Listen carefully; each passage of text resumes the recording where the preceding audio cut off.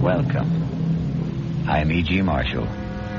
Welcome to the sound of suspense, the fear you can hear.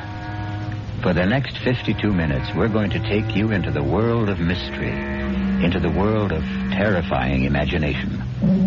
The story you are going to hear concerns a question which has been asked since the first men on Earth were born and died. Is there a life after death? Is there a way to return from the grave? And if there is, can we come back in the body of a living creature? Even one that has claws instead of fingernails? Here is one chilling answer. Dr. Singh, you have to tell me.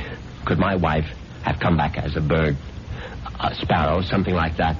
Well, your wife was a rather big woman, Mr. Moresby, in a physical sense. How about a snake? A seagull? How about a cat? A great, big, fat cat? A cat?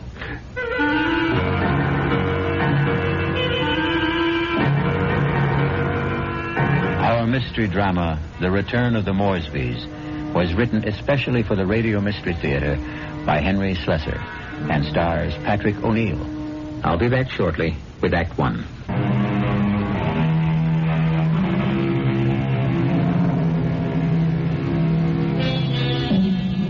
Now here is Act One. Like all murder stories, sooner or later, it reaches the office of a daily newspaper. You wanted to see me, Chief? You bet I want to see you, Prouty. Come in and shut that door. I bet I know what it's about. That story I filed on Richard Moresby, right? I got a flash for you, Prouty. This is a newspaper office, not a fiction magazine. You take this story of yours and see if you can sell it to Weirdo Digest or something. But get it off my desk. Now, wait a while, Max. I know it's offbeat, but I thought I handled it with a kind of a light touch. Stories about murder can't be handled with a light touch, not on this paper. But it's accurate. I mean, this is exactly what the guy Moresby told me, just before he died. Well, he must have been out of his head. He asked for somebody to hear his story. That's how I got to meet him. I was at the hospital covering that subway accident. No, that story made sense to me. Nothing but nice, clear facts. But this nonsense... Please, let me tell you about this guy. Maybe you'll change your mind. All right, what about him? Well, for one thing, he was a real distinguished-looking guy. The only thing peculiar about him was his eyes. His eyes? Yeah. They were the palest blue eyes I ever saw in a man. They weren't really blue at all. They're like silver. Big deal. So he had silver eyes. And when he started to tell me about himself, well, I just had to hear the whole story, Chief. Yes, I was born in London, but my family moved to the States when I was young. They didn't improve much on the climate when they did. We lived in Vermont. I don't think I was ever warm enough until the age of 24 when I moved to Southern California. I lived on beaches. A superb swimmer, a superior surfboarder, and a terrible bum. It was on the beach at Malibu that I met the woman who was to become my wife. Her name was Una. She was as pale as a gardenia with bones. Una had more bones than any other woman I've ever met. Lovely day, isn't it? I beg your pardon? I said it's a beautiful day. I don't think I've ever seen the ocean look prettier. Frankly, the Pacific always looked a little muddy to me. I wonder if that's what Balboa said when he first saw it. Well, he probably said, what a great place for surfing. Ah, I see you have a surfboard. Yes, as a matter of fact, I think I see a wave that I like. Will you excuse me? Oh, I wish I had the nerve to try it. Yeah, you really should. Well, bye now. Maybe I'll ask my chauffeur to teach me. I'm sorry. What did you say? Charles, my chauffeur. He's very good at sports. Come to think of it, that wave doesn't look so good after all. By the way, my name is Richard. Richard Moresby. How do you do? My name is Una.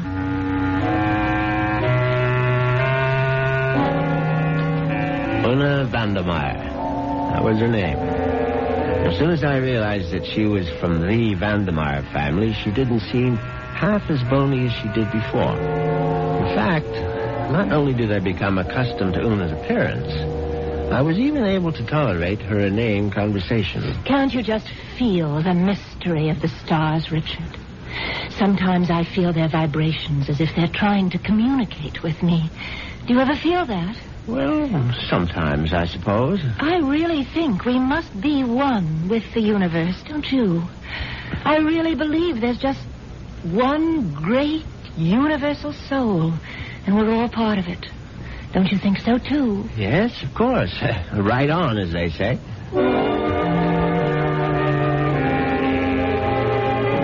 You see what I mean?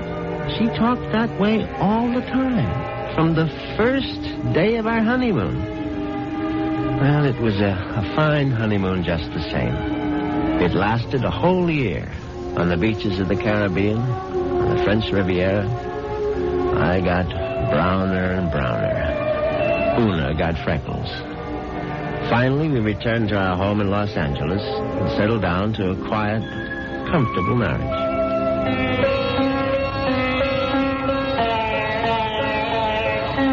What on earth is that you're playing? It's sitar music, darling.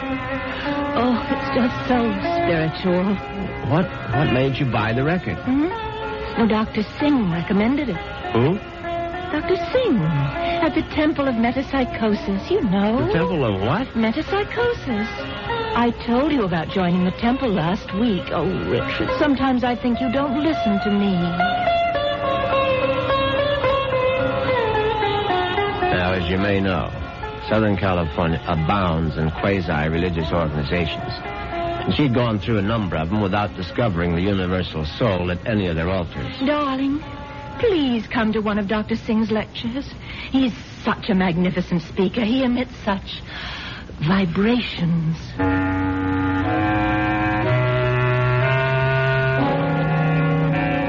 And I went. You see what an obliging husband I was? Actually, it turned out to be more interesting than I thought. The temple itself was unpretentious, and Dr. Singh was an impressive man. And when he spoke, I realized why his message had such appeal for Una, because he preached a doctrine that combined eternal life with a love of small animals. The soul is immortal. The soul cannot die. The soul, upon leaving the body, must make its passage elsewhere. There is a science called eschatology, which deals with the last four things: death, judgment, heaven, and hell. It is the most ancient of all sciences, and from its wisdom has come the inescapable certainty of the transmigration of souls. Yeah, I know it's a bit weird, but stay with it. And where does the soul go? According to the wise men of all generations past, the soul departs from the mouth of the dying. It is consequently a small thing. A bird, a snake, a mouse, a dove, or a hawk, a dog, a cat, an insect. For these small creations of God are empty vessels placed upon earth for only one purpose: to house the departing souls of humanity, so that they need not wander forever in a trackless eternity. Yeah, it's pure rot, of course. But that's what the man said, and Una sat there and believed every single word. Oh, wasn't he marvelous, Richard? Isn't it wonderful that the soul never dies? That we can all come back as little animals? I'm not sure I want to come back as an animal. But you'd still be you, Richard. Oh, don't you see? Well, by the way, what was that envelope you handed Dr. Singh after the meeting? The envelope? Oh, that was my donation, of course. Your donation to the temple? Yes, to support the work of Dr. Singh, to open other temples around the world. Well, how much money was in the envelope? Now, what does it matter, Richard? I'm just curious. $2,000. Una, you go to that temple once a week. Do you always give that kind of donation? Oh, it's all in a very good cause, Richard.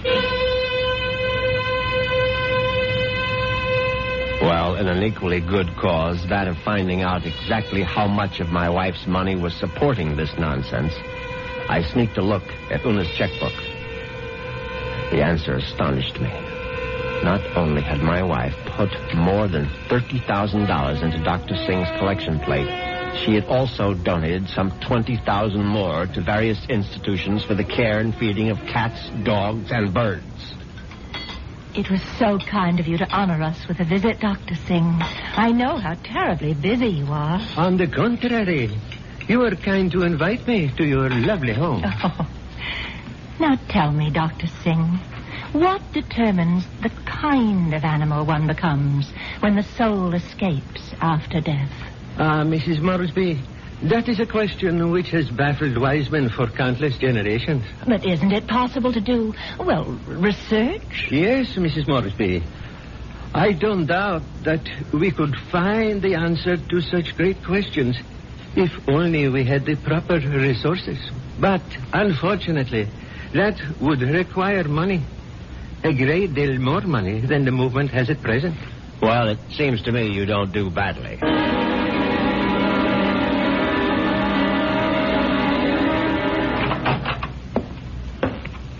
Well, there you are.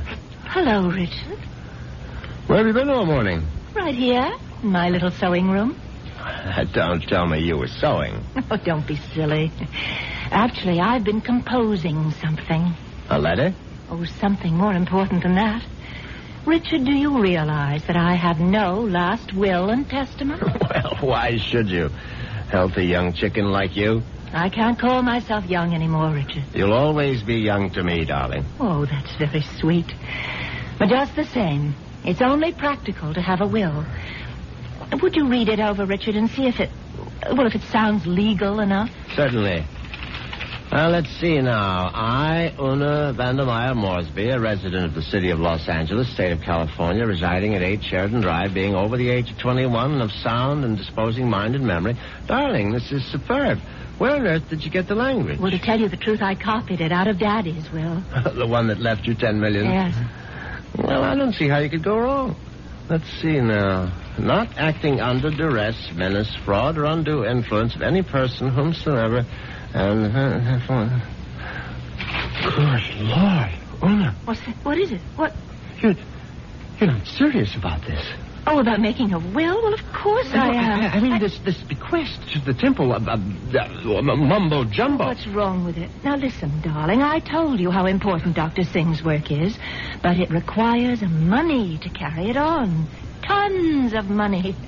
So the least I can do is to help the poor man as much as I can. But you're giving him 90% of your entire fortune. You'll still have $1 million if I go first, Richard. Isn't that enough? No, it isn't. I mean, the whole thing is ridiculous. Don't you realize that man is a fraud, a charlatan? What? Oh, for heaven's sake, Una, open your eyes. Don't you realize the simple truth? Your money won't build any temples. It's just going to line the pockets of that turbaned phony. Richard, what a terrible thing to say. Well, you told me you liked Dr. Singh, that you were very impressed by his theory of transmigration. Darling, I was only saying all that to please you. But now I'm telling you that the only thing Dr. Singh is planning to transmigrate is your money into his savings account. And frankly, I'm not going to let him do it.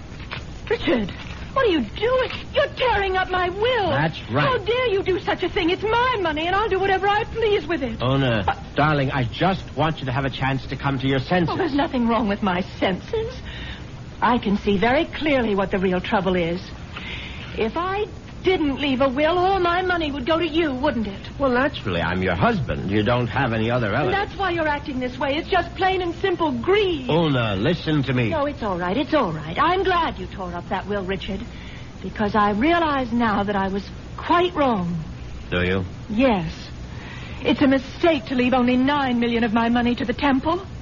I'm going to leave all of it to Dr. Singh. When Una actually drafted that incredible document and called our attorney for a Monday morning appointment, I realized that I had to do something very drastic before the weekend was over. I had to kill my poor, misguided wife. I had to make her one with the universe.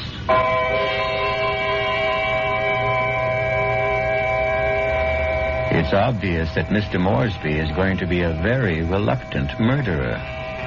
The question is, will his reluctance get in the way of his efficiency? We'll get the details when we return shortly with Act 2.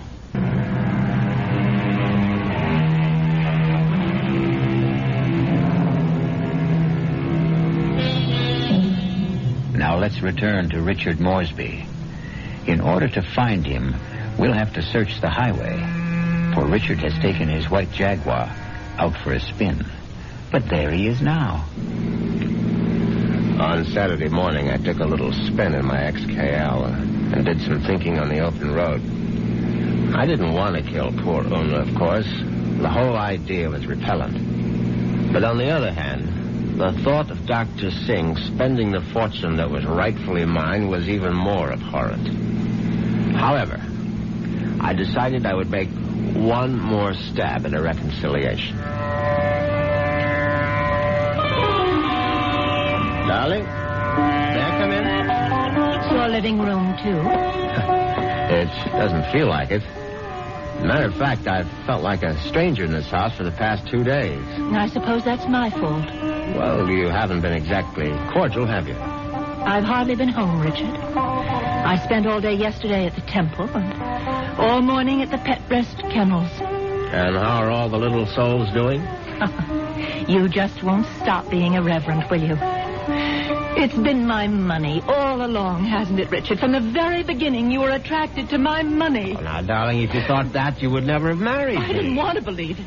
I don't want to believe it now. Well, now, how can I prove to you that you're mistaken? Richard, do you really want to prove it? Of course, I'll do anything you say. All right. Now, I know exactly what you can do. You can let me leave my money to Dr. Singh and the temple.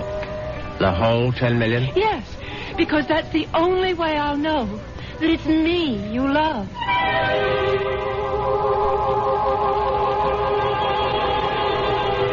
Well, you can't say I didn't try. But Una's decision now left me with absolutely no alternative.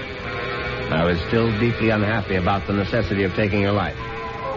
However, fate was kind to me that very afternoon. Now you're sure that you want me to continue reading, Richard? Of course, darling. Well, I'm sort of embarrassed about this part. It's a paper that I wrote myself. Something you wrote? Yeah, I wrote it this morning. I was going to show it to Dr. Singh. It's it's a sort of a poem. It's called Death. Snappy title. Hope I can read my own handwriting. Death has become nothing to me. Death holds no fear for me. Come, death, I welcome you. Lead me to the woods, the waters, the air above the earth. Come, take me, death. Your touch is kind.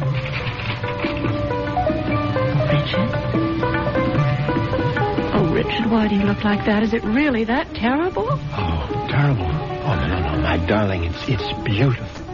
Do you mean it? You must give it to me, Una. I must have it. You like it that much? Yes, I certainly do. Well, I'll type it up for you, Richard. No, I must have the original. Now, just the way you wrote it. Oh, darling, I'm so flattered. What will you do with it? Oh, I'm going to put it in a frame, of course. And I know just where I'm going to hang it.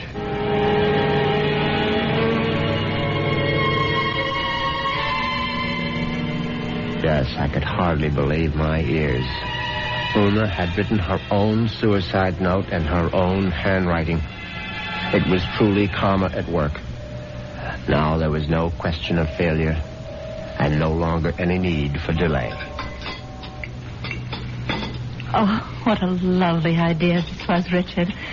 Candlelight dinner for two. Yes, I thought you'd enjoy it. So sweet of you to handle the whole menu with cook. You spoil me shamefully.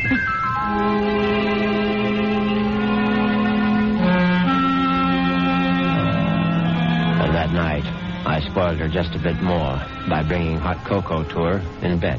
Oh, Richard, you shouldn't have bothered. But I know how you like your hot cocoa before retiring, Una. You can't get to sleep without it. Nilda Parker could have brought it to me. Oh, no, this is something I had to do myself. Oh. No, drink it down now. Yes. I'm drinking it. Does it taste all right? Oh, it tastes just fine.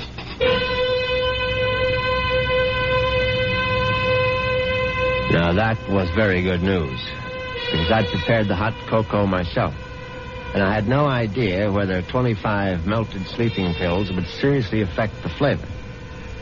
Finally, Una was all tucked in for the night. I went into my study, picked up the poem she had written for Dr. Singh, and brought it to the bedroom. I placed it carefully on the night table beside her. Then I bent over my sleeping darling to see if she was getting along all right. She was very, very quiet. And then a dreadful thing happened. Una opened her eyes.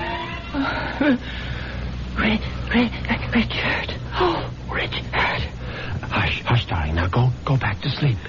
Richard, I'm sick. No, my love. No, you're only sleepy. Cocoa tasted so strange. I didn't want to upset you, Richard, but I'm sick. No, you'll feel much better in the morning, Una. I promise you. Tomorrow morning, you'll be one with the universe. Richard, that paper.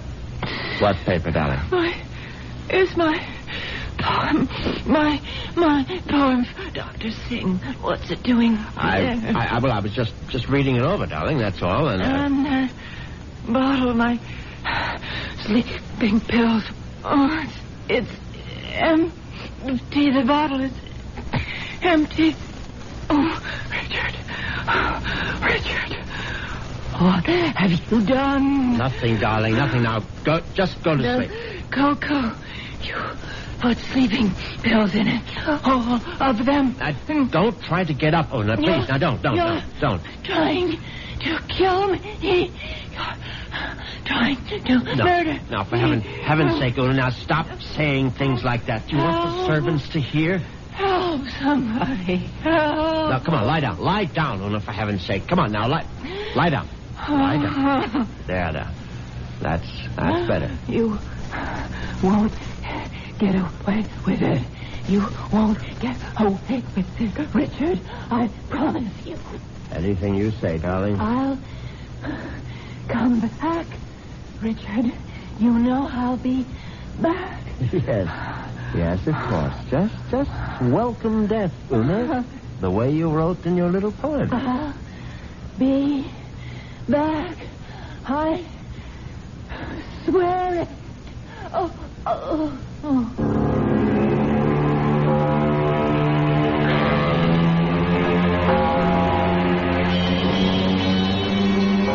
The funeral was held 2 days later. It was a magnificent occasion, of course. I gave Una a farewell that was consistent with her vast fortune. Everything was the best. Coffin, flowers, preacher, everything. Her burial place was one of the choicest bits of real estate at Forest Lawn. The only discordant note was the fact that Dr. Singh insisted on saying a few words at the service. They were familiar words, but frankly, they gave me a slight bit of a chill. The body of Una Moresby is dead, but her soul lives on. The soul cannot die. The soul is immortal. It has left the earthly remains of this woman and has sought the body of a small living thing. There it will abide until the Almighty is ready to choose its next home. Mourn not the end of Una Moresby, for there is no end. I couldn't help congratulating myself on how well everything had gone. When I called for medical attention the night of Una's death, the physician was only too ready to declare her a suicide. The police had to be informed, naturally, and they, too, agreed with the doctor's verdict. Una had died by her own hand, and she had died without a will. There was simply no question that the matter would be probated in my favor. Suddenly I realized I was not only rich, but a rich widower. What vistas opened for me? What the devil? Look out, you stupid mongrel! The dog trying to get run over. I admit I was shaken up by it. It was sort of a coincidence, you know? Right after the funeral and all that.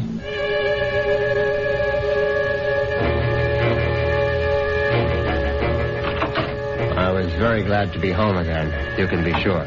Excuse me, Mr. Moresby. Yes, Parker? Cook is worried about the raccoon, sir. The what?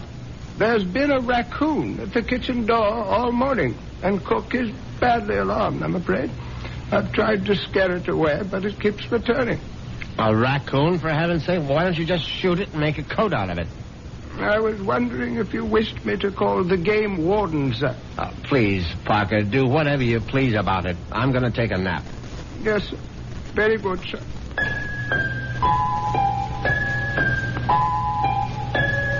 I went upstairs at once, undressed, and got into bed. It was a warm day, and yet I found myself cold.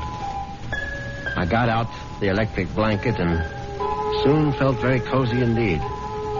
In fact, I felt so much better that I made a phone call.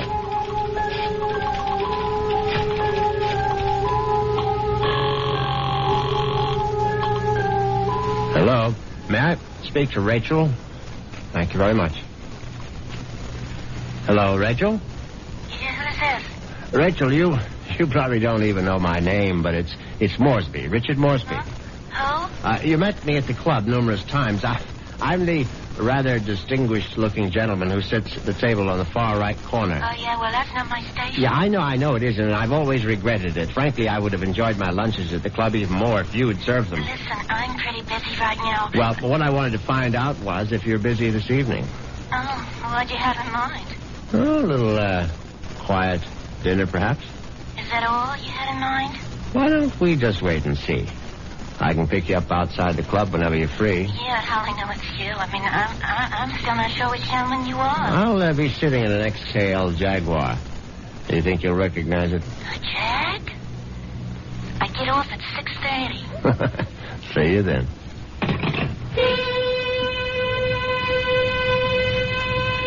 Yes, I was feeling very good now. Very good indeed. I would have drifted off into a pleasant sleep except for one thing. For a moment I thought a bomb had gone off in the room. Then I realized it was nothing more than a bird. A foolish sparrow had dived in headfirst into the plate glass window of the bedroom and now lay stunned on the carpet. I looked at the thing's fluttering little heart, and suddenly I was struck by a terrifying palpitation of my own. The dog, the raccoon, the bird. Good Lord. Could one of them have been Una?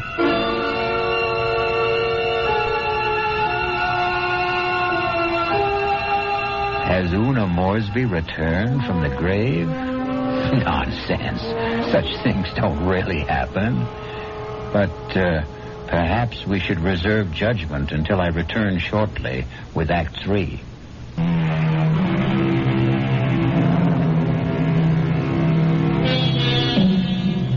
Now let's see if common sense has returned to our hero. He's doing a sensible thing right now. He's taking a good, refreshing shower.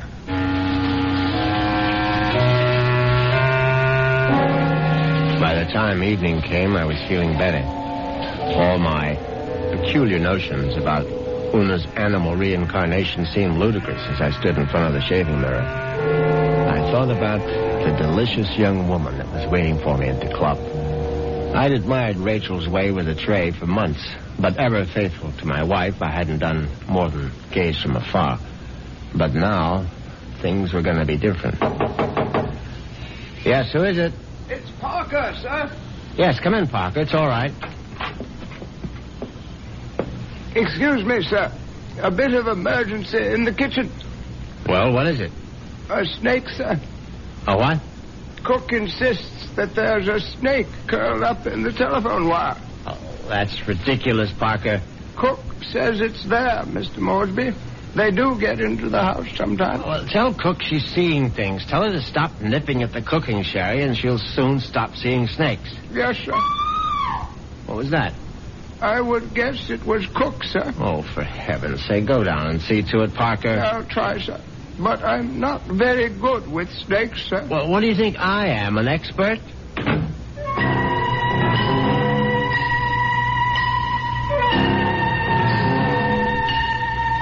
But that wasn't the end of it. 10 minutes later, Parker was back upstairs saying that the snake had left the kitchen and run into the living room. No, I suppose snakes don't run, they slither. It slithered into the living room and was now embracing still another telephone wire, obviously mistaking it for a long-lost love. But then, another unsettling thought came into my mind. What if the snake... No, that was ridiculous. Hello? Hi. Is this Mr. Moresby? Yes, who's this? Rachel, from the club. Oh, yes, Rachel, what is it? Listen, could you make it 6 instead of 6:30? I'm trying to sneak out a little early. Yes, fine, I'll be there as soon as I can. In the Jaguar, right? Yes, in the Jaguar. Listen, the reason I want to leave earlier is because my husband always picks me up at 6:30. What was that? So I asked one of the girls I work with to tell him I got another job someplace. He won't care. He likes me to earn extra money. Yes, I see. So, just to make the story look good, I guess you'll have to lend me a few dollars after our date. Yes, of course. And listen, I really do remember you, Sugar. You're the handsome one with a cute bald head. See you soon.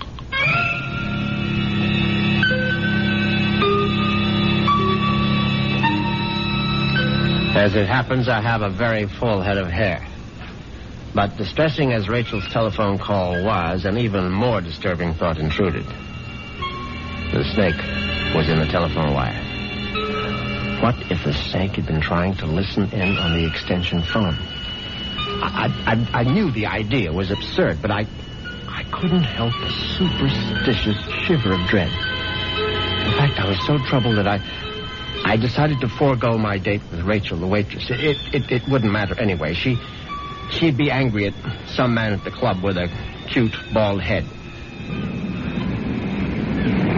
The next day, I did the only thing that really relaxed me. I went to the beach. It proved to be an excellent idea. I stretched out on the golden sand and let the sun warm me. I listened to the waves beating against the shore. I listened to the haunting cries of seagulls circling overhead. Suddenly I was aware that the gulls which had been hovering over the water were now hovering over me. Now, instead of their cries being sad and plaintive, now they seemed menacing.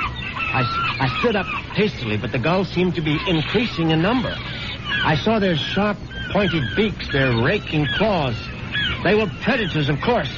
How many times had I seen them swoop into a dive and snatch up some poor fish out of the sea? And there was one seagull in particular. Its beady eyes seemed to be staring at me. No, it was my imagination, of course. I wasn't a fish. I was a man, but just the same, I found myself running down the beach. Running for dear life. And that's when I knew it was time to see a doctor.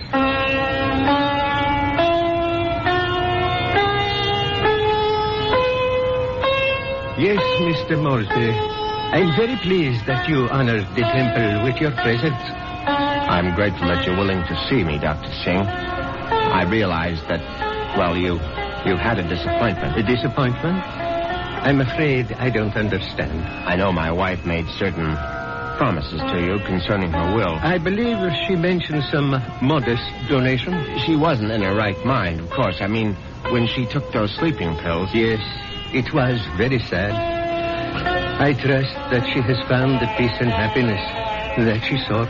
Frankly, that's what I wanted to talk to you about. I mean, about whether you really believe that my wife is, well, that she's some kind of animal right now. But of course I believe it, Mr. Moresby. I don't merely believe. I'm positive. When your wife passed from this world into the next, her soul made its escape. Yes, I know how it goes, but what I'd really like your opinion about is what sort of animal do you think she might be now? I told you, Mr. Moresby, we have no way of knowing. But can't you take a guess? I mean, you said it might be influenced by a person's karma. Am I quoting you right? Yes. The kind of person she was in life may well determine the kind of animal she is now. Your wife was soft. Your wife was gentle. Your wife was independent in spirit. Now, what animal does that remind you of? I don't know. I can't think. Then go home and think about it, Mr. Moresby. Go home and try to be one with the universe. I went home, and I tried to be one with the universe. And when that didn't work, I tried being one with a bottle of scotch. I was still in the library, asleep in the big leather chair, when I heard the noise in the cellar. I simply had to investigate. I looked into the cellar and found that one bare bulb wasn't enough for a thorough search. I found a flashlight and went down the cellar steps. At first there was nothing I could see. But then, there's an empty oil can. Swiftly, my flashlight picked out the culprit. At first, I thought it would turn out to be a mouse, but instead, it was a large, white cat. I don't like cats. I never have. Skulking, cynical creatures. When the beam of my flashlight hit it, the cat froze. I saw it was an alley cat. Its fur shaggy, its eyes baleful in the light. It was fat, and yet it was bony, too. I said scat, but it didn't scat. Instead, it started to walk toward me. And I knew for certain what Dr. Singh had meant. I knew for certain I was looking at the reincarnation of my wife. As soon as that hideous apparition howled at me, I made a cowardly dash for the cellar door. Once I was on the other side, I remembered the hunting rifle that Una had given me for Christmas. It stood unused in an upstairs closet. I found it. I loaded it and brought it back to the cellar. I hadn't fired a rifle since boyhood. I stood on the top of the stairs with my flashlight picked out the ghostly white form of the cat. I put down the light, raised the weapon, and squeezed the trigger. The report was deafening, but the recoil was worse. My precarious balance on the top step was lost. I fell to the bottom.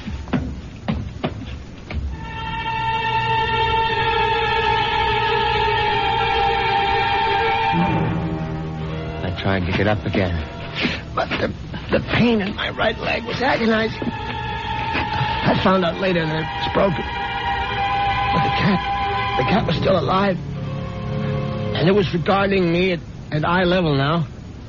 Its fur matted with plaster dust. Its eyes filled with hatred. I tried to crawl toward my fallen rifle.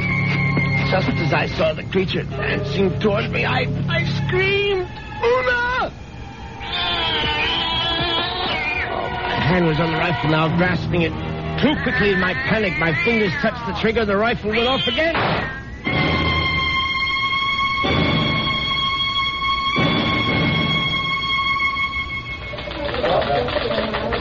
Well, that's how Moresby ended up in the hospital, Chief, with a broken leg and a bullet in his hip. And then he died. But I think he was telling the truth. You could see it in his eyes. His silver eyes, right? Yeah, his silver eyes. And you really believe that the guy's wife came back as a cat to get her revenge? What does it matter? It's still a good story. Sorry, Prouty, I can't okay it. Well, what if I got more details? What if I talked to this Dr. Singh? If I went to the Moresby cellar and found that cat? And what would you do then? Ask her if she's Mrs. Moresby? I still think it's worth a try, Chief. I'll tell you what, Prouty. What are you doing for lunch? I hadn't thought about it. Well, think about buying my lunch. You? There's a pretty good restaurant right around the corner where the Moresbys live. Now, we can get a bite there and then check out that cellar.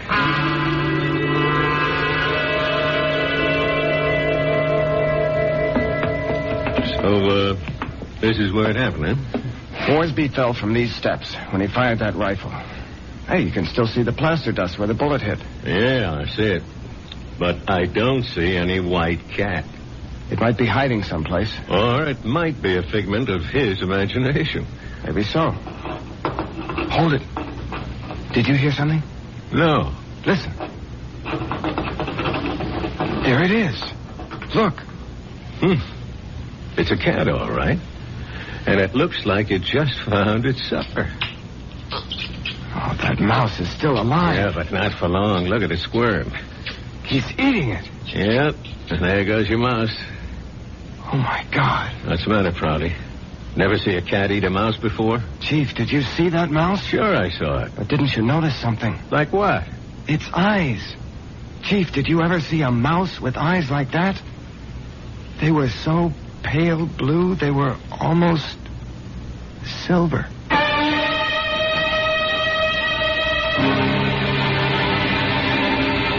And so the cat and mouse game comes to an end. But according to Dr. Singh, there is no end. Perhaps Richard Moresby will have his turn next in another afterlife. I'll be back in a few moments.